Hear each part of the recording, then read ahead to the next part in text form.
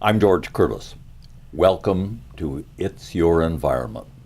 I've been doing this for a while. It's been a pleasure to bring guests that tell all of us about our environment here in the state of Wisconsin, in the United States, and sometimes even beyond the United States.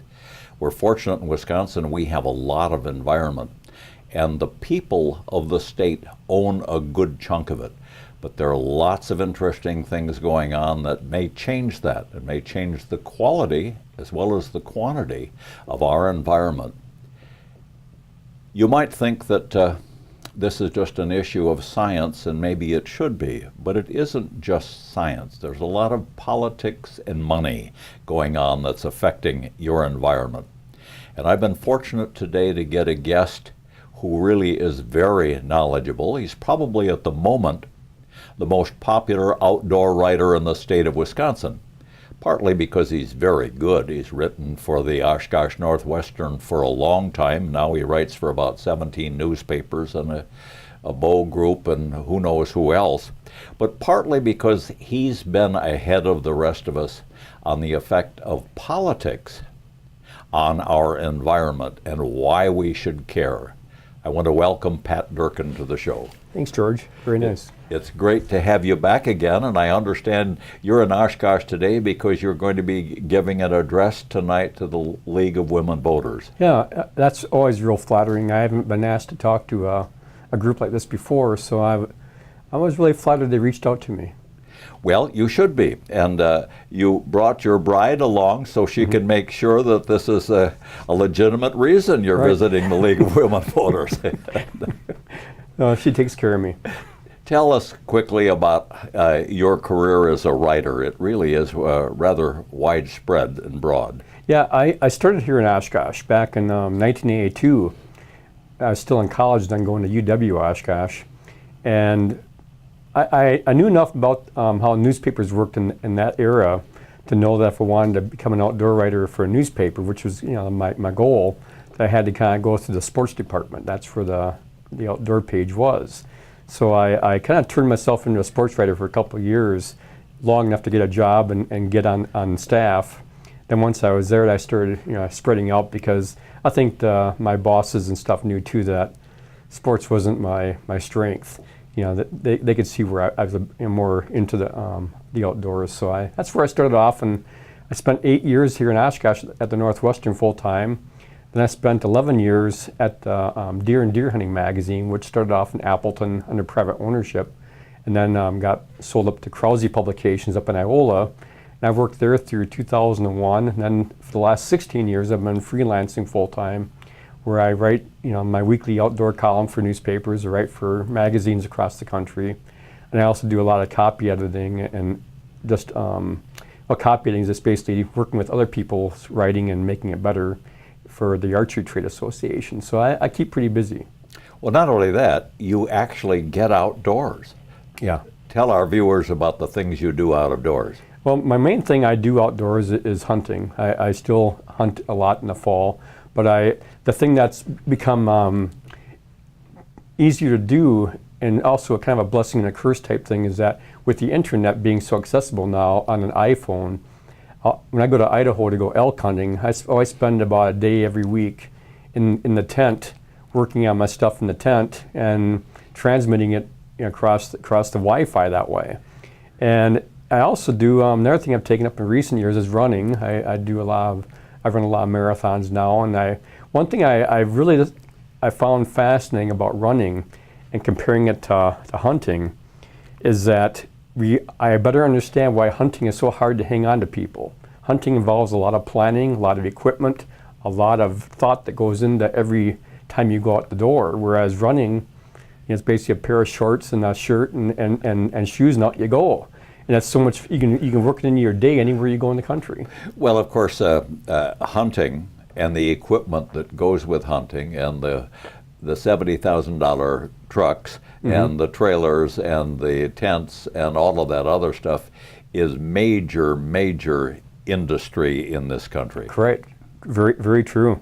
And in the archery industry, we've what's been really fascinating to watch is that in my lifetime, when I was 17 years old back in 1973, archery was just starting to climb. But then we had this great kind of this perfect storm where the compound bow came along, the climbing portable tree stand came along, the baby boomers were climbing as far as they're coming of age, and bow hunting in our country just took off, just boomed. You couldn't have planned it any better than what happened, just simultaneously on its own, And here we are now, I'm in my 60s, the baby boomer generation is tailing off, and guys aren't hunting as much now than they get to be my age.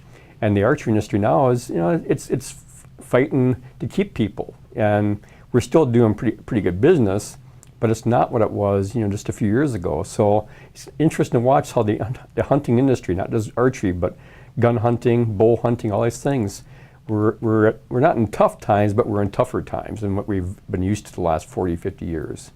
Well, isn't it a fact that we have fewer and fewer people hunting, at least in the state of Wisconsin, each year? Oh, and Wisconsin is actually doing better than most states when it comes to hanging on to hunters, because we have Wisconsin. One thing people, for all the complaining you hear about no places to hunt, Wisconsin has more public land available for hunting than every other state east of the Mississippi. We have like 7 million acres overall public lands. So I always think if you really want to hunt, you can hunt. But we have been losing hunters, and I think it goes back to all these factors I'm talking about. Is that it's not convenient. It still is not as convenient as it used to be. It's not as accessible in some ways as it used to be. When I was a kid, you could just. I grew up in Madison on the west side, and you could bicycle out into the country and easily hunt. And nowadays, you just don't see that kind of acceptance, and people. Where it's just so common to see hunters. Well, we have a lot of public land in the state of Wisconsin. With the lessening interest in hunting, are we at risk of losing that land? I don't think we're at risk of losing it, but I still think we're seeing it how people use land differently now.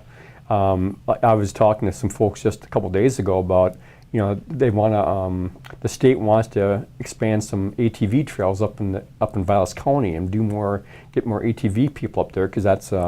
I'm not sure it's a growing recreation, but it's another form of recreation that people want to do. But one thing that's fascinating about public lands is that once you have public lands, all the different people that want to use those lands start fighting about who gets to use it. And it's never ending. And so you find yourself in these repetitive arguments, repetitive issues that circle and circle and circle. And I think so. The thing I like to point out to people is, a lot of states would love to have our problem, that we actually get to fight about who gets to use these lands. A lot of states don't have lands to use, so Wisconsin's very blessed that way. Hold that thought. We're going to have to take our first break, and when we come back, I'm going to ask you to wade in on the controversies that are going on in the state of Wisconsin and why people should be alert to them, because their own interests are at risk. We'll be right back. Welcome back to It's Your Environment. It is your environment. And my guest today, Pat Durkin, can tell us a little bit about some of the disputes and disagreements as what should be happening with our environment. Go ahead, Pat. The one that right now I find, it's one of those things where it concerns me. I'm not always sure how other people view it, but the thing that I've found in my work is that it's become increasingly difficult to get information out of our Department of Natural Resources. When I started off back in the 80s, and this continued on pretty much through the present time until just recently, I could call almost anyone in the DNR and they identify myself as a reporter, who I work for, and just start asking questions about whatever the issue might be I was concerned with, or topic it might be, and they'd talk to you. And it's become, especially in recent, I'd say that currently the Walker administration, I'll call the DNR offices down Madison or somewhere else, and quite often now I don't get a person to answer the phone. I get their answering machine, and then, or I'll get an email. Email sits there, no response, and then about a day later I'll hear back from someone in the DNR, but it won't be the person I contact. It'll be their supervisor or someone farther up the chain of command. And I looked into that. Because it started irritating me, because it was getting so regular. And I started realizing, well, it's basically a systematic approach now where the DNR is very, very careful about information being released from its staff. and they actually have a policy they implemented, and they made sure that their staff understands that when they have dealings with the media, there's a protocol to follow, and you better follow it. And so I'm finding these days, I eventually get the information still, but it's just not as easy, it's not as accessible, and everything has become a fight now to get information. And I find that, in a democracy, I find that very disturbing, where we have that kind of thing going on. And simultaneously with this, these days when legislators have hearings, unless they ask for DNR people to be at that hearing to testify on the bill that they're considering, DNR people can't testify. You know, it used to be until the Walker administration that when the DNR would look at all hearings coming up, anything that's concerned the DNR areas of expertise, they would decide who to send down there to the Capitol to talk about it and share their perspective with lawmakers. Well, that doesn't happen anymore. That's basically now, unless they're asked to be there, they don't show up. So I find that disturbing, because the DNR, whether we like the DNR or not, their charge from our government, from all of us, is that they represent the public interest. They represent the public resources. So they should be our experts, our scientific experts testifying on this stuff. And it shouldn't be something where they're not allowed to talk. So. Well, you may differ with me, and that would make a more interesting show, but my feeling is the DNR has really somewhat disappeared as a guardian of our resources, that they are not following through on the science.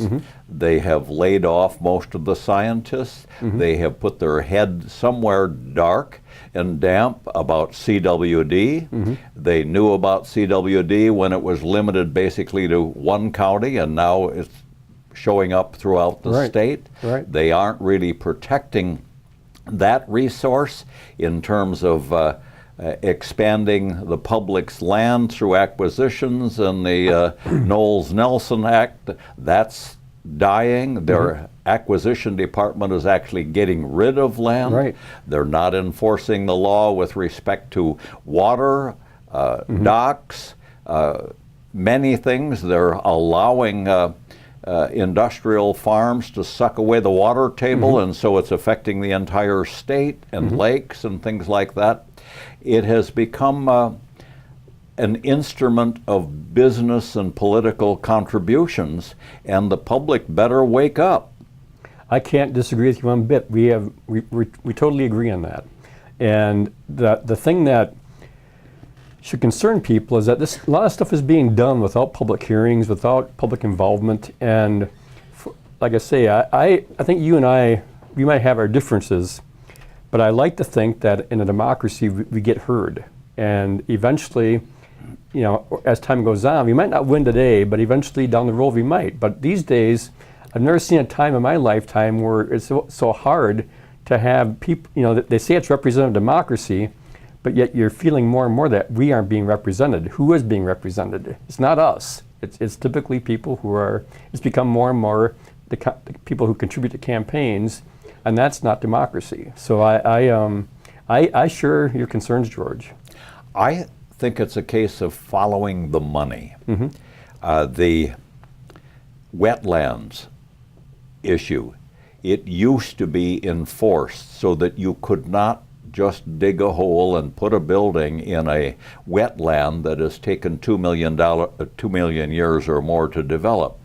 Now you can do that. You mitigate it by buying some cheap land 300 miles away for $100 an acre, and ditch it and put a little water in it, and you've mitigated your wetland, which is absolutely insane. I think that now, if there's money involved, and Foxconn is an example that comes to my mind, they're just going to shut their eyes to the protections of the public's land for money, to get money in here. The same thing with fracking, and the same thing where we've got mining companies from out of state actually writing the law for opening mines up north in northern Wisconsin. Where's the watchdog? Yeah, and the watchdog, I could talk about the media and how the media has changed in my career and those kind of things.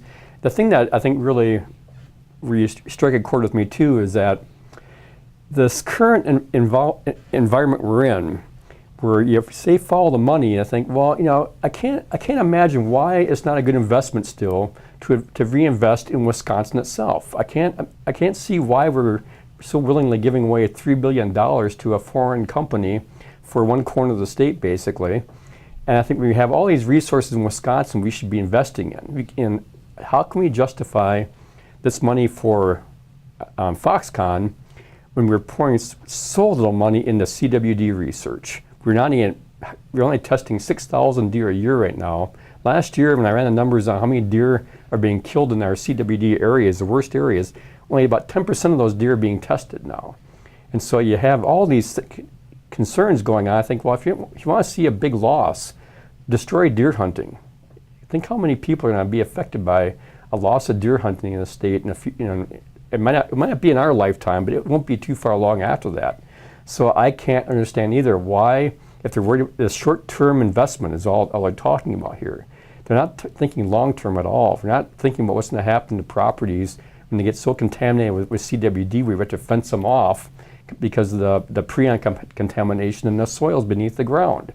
So to me, it's just real short-term thinking, not thinking for the next generation. And you go back and you look at Theodore Roosevelt had this great thought where we have to be concerned about those still asleep in the womb of time. I think, well, how many people are thinking in those kind of terms? And I think Teddy Roosevelt was a good Republican.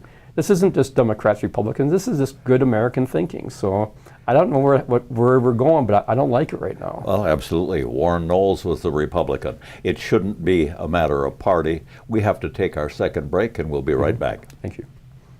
Welcome back to It's Your Environment. I'm George Curtis, and my guest Pat Durkin and I are talking about our concerns that the Department of Natural Resources in the state of Wisconsin, that is supposed to be the guardian of the citizens' resources for everybody, not just hunters, not just fishermen, but the guardians of the water, the trees, the soil, the water table, the air, and all of these things that we can't manufacture, that we're going to have to take care of what we have now for this generation, for future generations, and we're learning that it isn't just local. It is national, it's international, it may be planet-wide.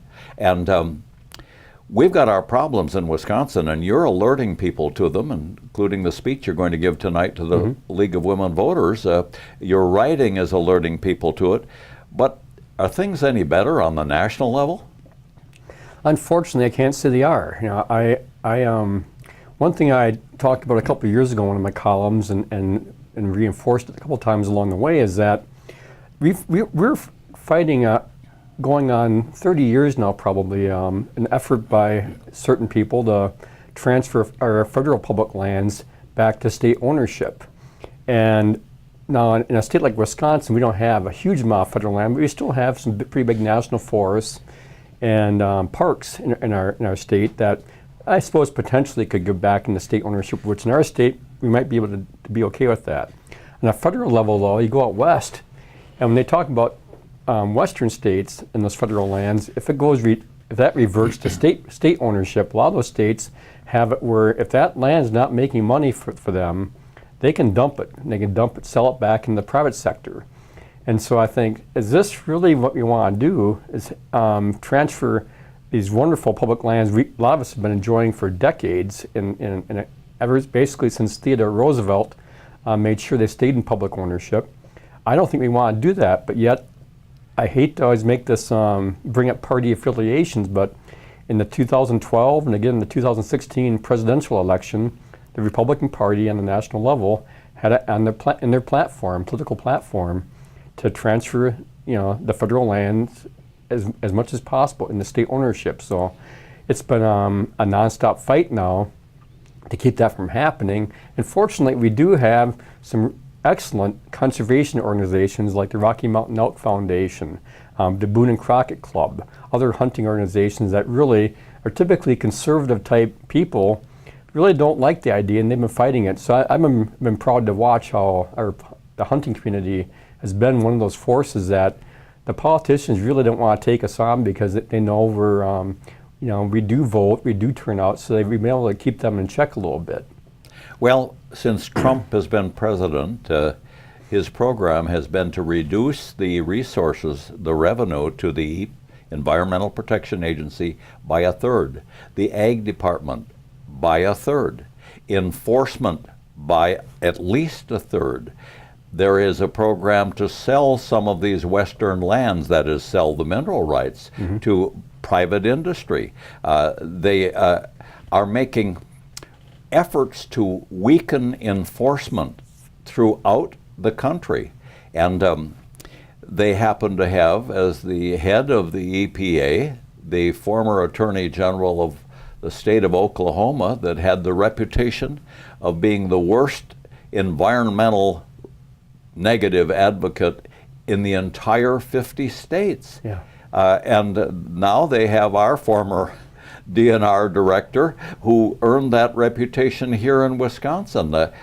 Is there a pattern? I think there is. I don't know how. I guess it's one of those things where you look at this and you think, this isn't our imagination. This is really happening. And I think what's fascinating too about this is that folks today, you and I, our generation, and even our parents' generation to some degree, has really benefited from a lot of great conservation efforts that came before us. And I like to point out to people that a lot of the great things we benefit from today, and the great water we've enjoyed, the good air quality we pretty much enjoy, this wasn't by accident. It didn't just happen. We didn't just have these national forests land in our lap. They were all systematic, government-run things where people were looking out for the public good. And so I always wonder why people can't understand that. What we have today wasn't. This was no accident. Our parents, our grandparents, especially I think the group I really always admire is the folks that came through World War II. A lot of them were the ones that wrote the laws in the 70s that created the Environmental Protection Agency and gave us the Clean Water Act. These are folks who knew hard times. A lot of them had lived through the Depression. They lived through World War II. They lived through the Dust Bowl. They were really hardened, tough people. They weren't some bunch of, I always say they weren't a bunch of hippies. And these are pretty much blue-collar people that realize we got to protect what we have. And so now it's kind of hurtful now to watch the way people are trying to undo all that good that was done for our benefit, 30, 40 years ago. And let's not fall asleep. There are major economic interests with their eyes on our water and our land. Just think of the money they could make if they could take a big chunk of one of these forests that surround a pristine lake. They could make billions of dollars. And do they intend to? I'm sure they'd like to. They look. You and I look at the national forest, I'm sure, a lot different than they do, and we definitely look at wetlands differently than they do. And I think a lot of the attitudes you see them talking about and you hear them express, these are the same attitudes that Theodore Roosevelt fought against back in the 1890s and the 1900s. If you read Mark Twain, you heard about the Gilded Age when there was this rampant corruption. And I think we're heading back into that kind of stuff right now if we're not already there. It's people thinking for the short term, not for the long term. And they'll take what they can get and then figure that, well, you're smart people, you'll figure out what to do after we're gone. I'm not sure they're going to leave us a whole lot to work with, though. And the only people who can stop it are people like the people who watch this show. Doesn't make any difference which political party or either political party. They have to be watchdogs. They have to be skeptical about who really is guarding the hen house, if anybody. Well, I agree. In democracy, the old saying goes, you tend to get what you deserve. And if you sit back and don't vote, don't take part, well, don't blame the government when the government runs you over. I mean, you got to get up there and be part of it. That's a terrible thing to say, Pat Durkin, but it's true. Thank you very much for being on the show. And thank you, ladies and gentlemen.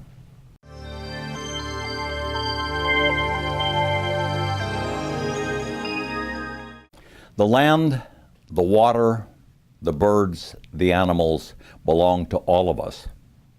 They don't belong to the landowner. They don't belong to the government. In this country, we've charged the government with the responsibility of protecting these resources, and both on a state and a federal level, the government has fallen down on the job.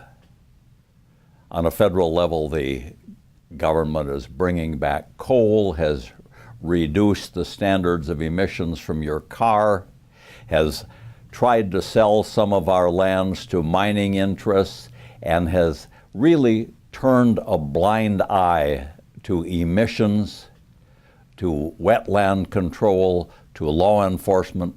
And we've done the same thing on a state level. Who can do anything about it? You can. You can, as a citizen, stop this desecration of our resources. And you've got to do it for future generations. That's my opinion. I'm George Curtis.